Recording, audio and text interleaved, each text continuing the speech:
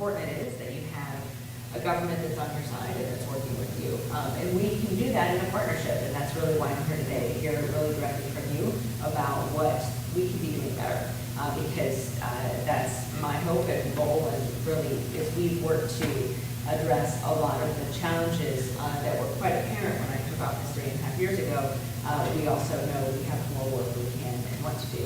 And on that front, on the democracy front as well, working to ensure, and especially in an era like this, the community groups are doing extraordinary work, League of Women Voters and Michigan Center for Civic Education, to really, in a nonpartisan way, just talk to people about their voice and make sure that they have an informed way of exercising their vote and being an engaged citizen right now. It really matters whether, no matter what side of the aisle you may be on or what position you may have, your voice deserves to be heard.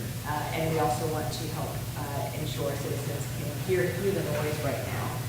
In a time when it's particularly noisy and cantankerous, and just seek out the truth. And that's why our local representatives, as well as your local folks, can be great resources for that truth.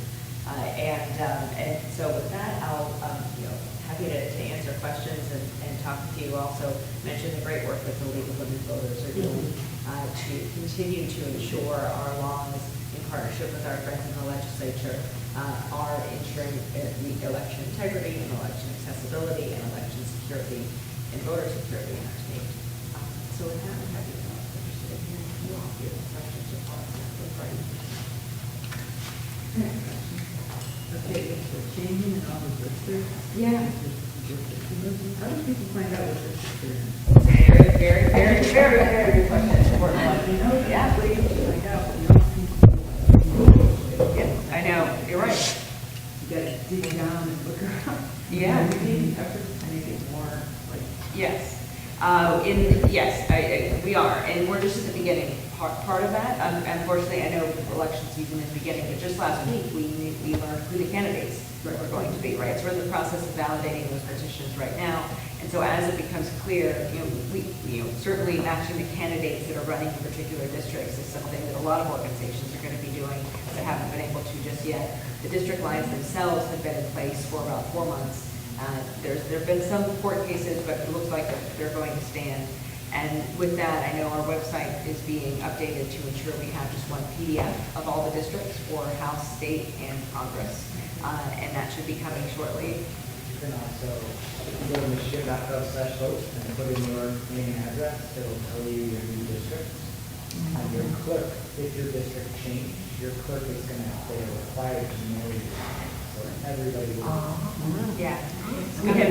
Everybody will be getting a postcard with their new voting information and district information in advance of the August election. So that we've been, because there are elections next week on May 3rd in a lot of communities, the clerks that have those elections have been getting a little bit of a priority because they have everything in place in many cases by next Tuesday. And then once we get through the May 3rd election, we'll be focusing on Because I know there's part of the grandfather. people. Yeah. Yeah.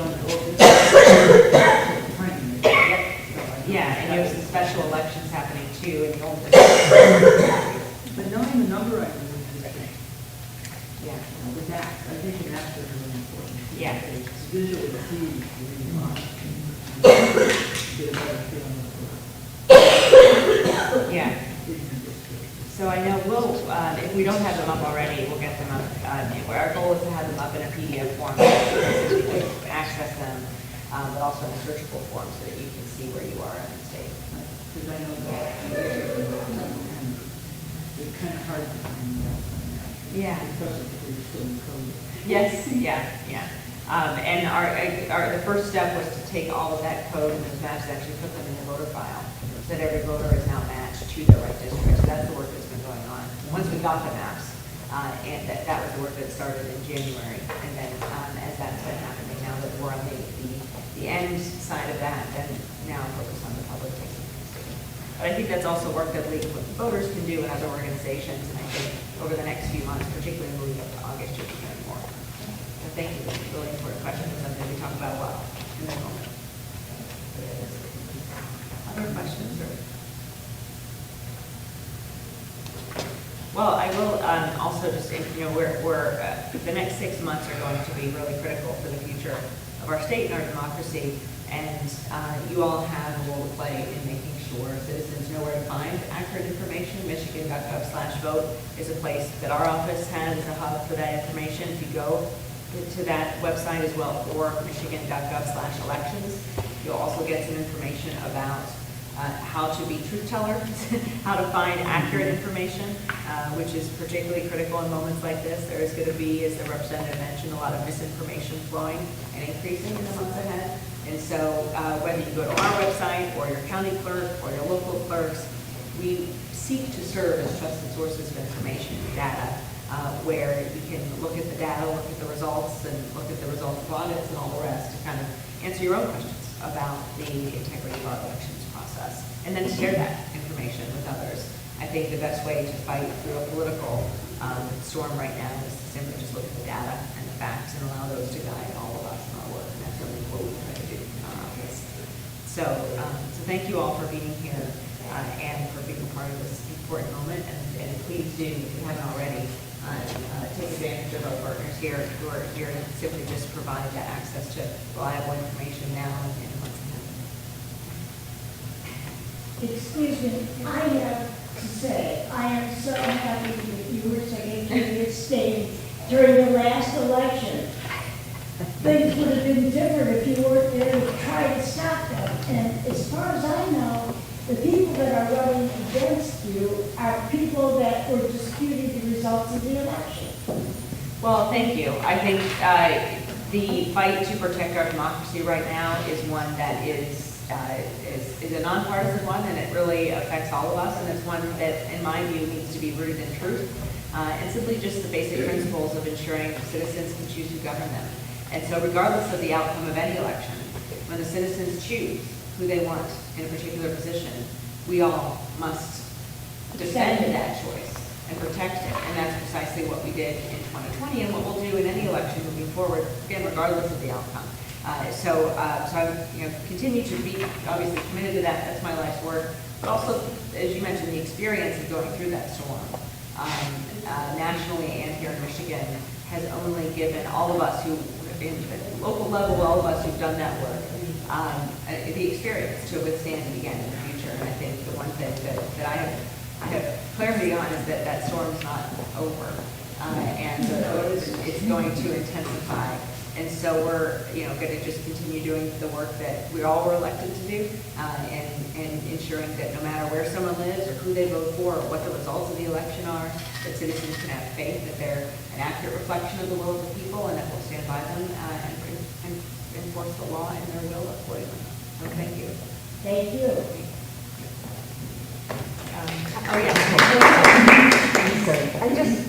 Do you have any advice for how to, it seems like people have different sources of information. Yeah. And how to direct people so they can make up their own mind, but choose the right sources of information. Reliable sources. The person, Reliable. yes, an authentic, reliable.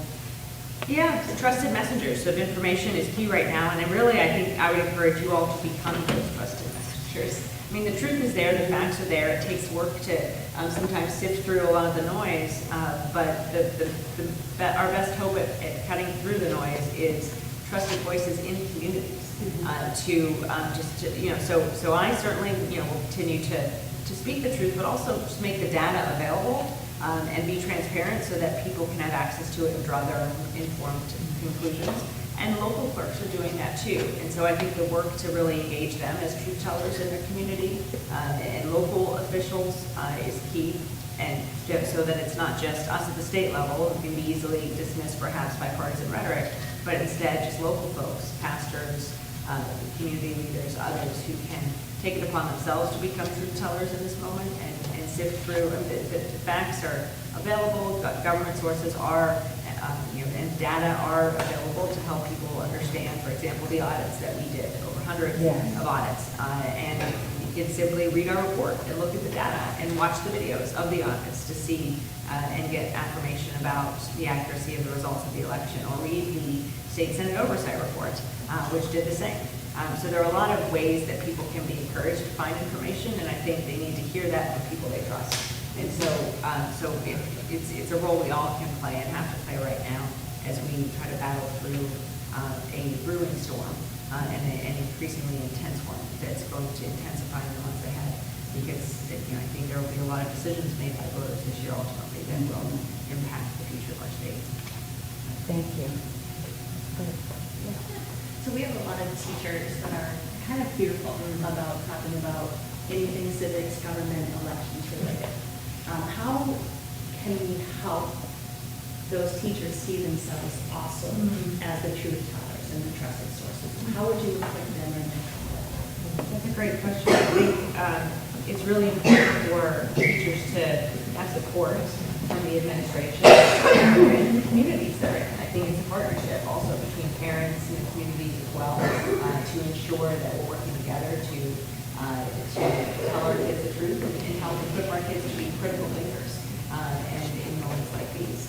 So I think making sure they're not isolated in other communities, or providing them with resources and tools and lesson plans that make it easy to, if not tell information, give young people and parents and the community ways to find information for themselves and become their own critical thinkers and researchers.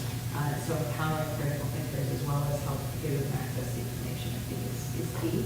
And just making sure it's a priority in because it affects every other aspect of the work. So I know there's a lot of organizations out there like yours, like Civics and others, that are trying to support that, and so connecting them to that support system is helpful. Yeah.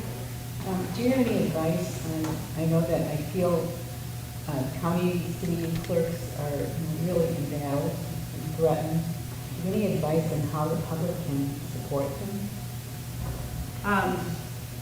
Ask them first. I mean, because everyone, I think just knowing that you want to support them and saying, how can we support you, is a significant gesture that they don't get a lot. They have a lot of folks, clerks have a lot of folks coming to them saying, this is what we want you to do. This is what you need to do better. Can you take this survey and tell us what you're doing? So there's a lot of scrutiny on our local election officials right now, and a lot of threats that they're facing. So I think just one, showing a kind gesture of support and saying, what can we do to help you? Because they may have specific things that they'll say.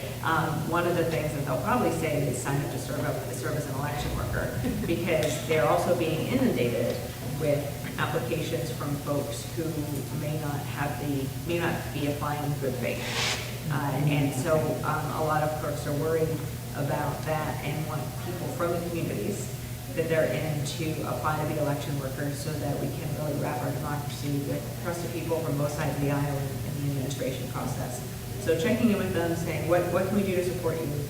Because clerks will have very specific needs that they'll articulate, and then secondly, offering to be an election worker, or lend a hand in any other way that they need is important. And then finally, the one thing I've seen from clerks, there's legislative needs as well, which we're going to be talking about more in the weeks ahead. Clerks need time to process absentee ballots as they come in. Right now, the law says they can't do that until Election Day, and it's really critical. I mean, the head of the local clerks association has said it's the #1 goal this year to have the pre-processing allowed in Michigan, just like it is in Ohio and Florida, where as absentee ballots come in, you can verify the signatures and prepare them for tabulation. Tabulation still can begin on Election Day, but doing all that pre-processing work can really help smooth and increase the security of the process.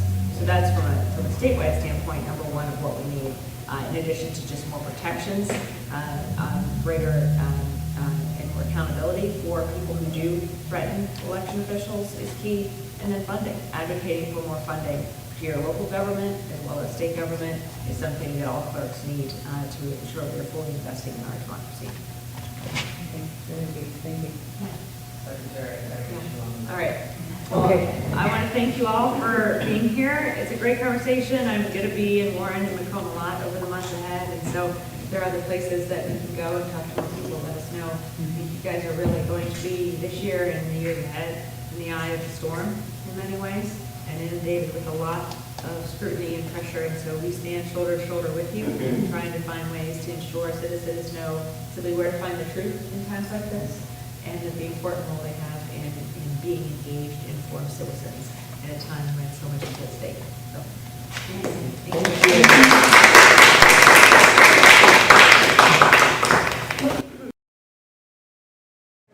Okay, my name is Pam. What's your name? Kathy. And Kathy. Kathy Squared. Yes, Kathy Squared. Okay, I understand, if I'm not mistaken, that the League of Women Voters wants people to get out and vote. They want them to be honest.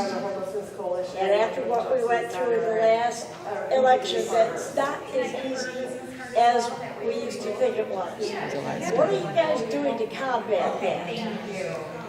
Well, I think first of all, we're working on education, trying to get people to understand that we need them to vote, and the way to get education about that matters is to basically look at things like our website, vote411.org. That will, once the candidate list is set, they'll be listed. They'll have questions that the candidates can answer, and people can see what their background is, and then pick the appropriate candidate that meets their needs. So the candidates provide you with information, or at least theoretically they do. Well, they answer questions. questions, and they are all asked the same questions, so they all have the opportunity to address the same issue. No favorites, just Right. vote. And it's a good way for people to learn about their candidate. It's a voter guide online. Hi, I'm Nancy Latham from Michigan State University Extension in Macomb County. And MSU Extension is the community outreach arm of the university. They offer all kinds of different programs, agriculture, horticulture. We have healthy eating classes for youth and adults. I work in financial and home ownership education group, and we do credit counseling and budgeting, and we do home buyer education classes. We help people if they're delinquent on mortgage or property taxes to help them keep their homes. Currently, our biggest program is assisting people with the state's assistance, the MIAF program, the Michigan Home Affordable Fund, to help people keep their homes who were financially affected by COVID-19 or by COVID. Okay, so we're helping them with applications. All of our services, or most of our services, are free. We also offer the home buyer education class for first-time home buyers who want the down payment program through the state. There is a fee for that, a $25 fee for that class. We offer all kinds of different one-hour webinars on credit and retirement and property taxes and wealth building and identity theft. And all of our one-hour webinars are free. Yeah, I'm going to have, and then we're going to be editing. I see that you also are involved with 4-H is part of the extension program. I personally don't work in the 4-H group. I work in financial and home ownership education. But 4-H is part of the youth program, and they work with kids doing all kinds of different things, whether it's gardening, healthy eating. They have spin club. They do have a horse group. So they have all kinds of different programs. So there's all kinds of different programs that they offer also. And we have horticulture. In fact, David just announced they're having, if you have plant and insect issues going on with your plants, David will be here on these certain dates this summer. You can bring your plants right into the office here, and he will help you diagnose what's wrong and tell you how to treat it.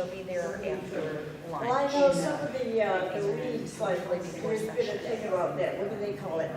Text me when you're on the road, just so I know. Weeds that are poisonous. I'm not worried about your safety. Yeah, there's been people who need help with identifying that. Yeah, I'm just struggling with something, or Nancy and Mickey. Oh, yeah, I wouldn't know. We'll have to get Dave together and do a video of it. Seriously. You should, he does come down here every once in a while. Yeah. Otherwise, his office is in Clinton Township at the Verkulen building.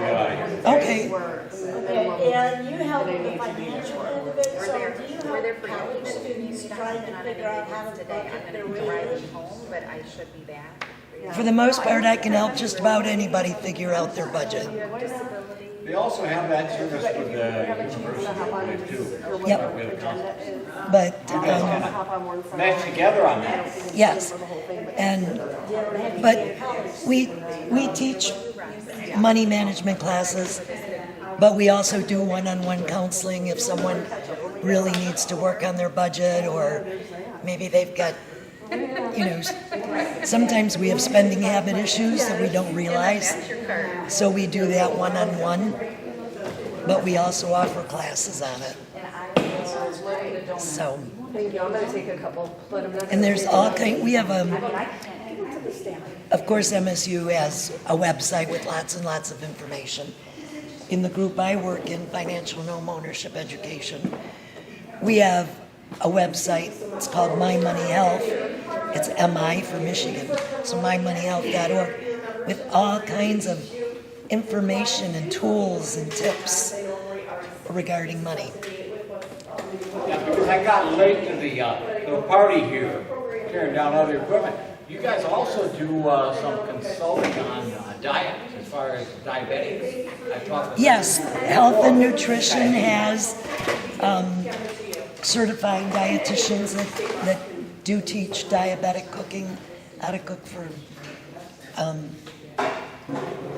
with that, and they have healthy eating and physical activity classes. I worked in health and nutrition before I transferred to the group I'm in now. And you guys do great work, I've heard. You know, I've not regularly been involved with it. I do fantastic work. Yeah, I love the recipes that they have in the books and the programs they use. I cook that way at home now because they're good, and they just kind of change things up from than what most of us have grown up on. Especially, I'm guessing you're probably in my generation, and just the healthier eating and change things out. The way I learned how to cook when I was young is totally against everything. I learned to cook from my grandmother, and everything was bacon and lard and butter and tons of it. And sometimes it's just changing it out, like if you're going to use a ground meat, instead of a ground beef, you could use a ground turkey or a ground chicken. Make it healthier. There's not, you know, you can watch your gluten content by buying some of your pastas gluten-free, or instead of pasta, use something else. Instead of potatoes, use ham. Yep.